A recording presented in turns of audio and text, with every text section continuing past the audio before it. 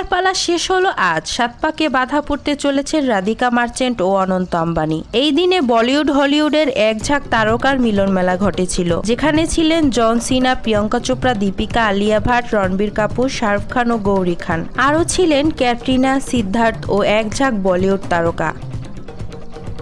এই দিনে অনন্ত আম্বানির গাড়িটি লাল ফুলে সজ্জিত হয়ে প্রবেশ করে রাধিকার বাড়িতে। এই দিনে অনন্ত আম্বানি তার পুরো পরিবার সহ রাধিকার বাড়ি প্রবেশ করেন।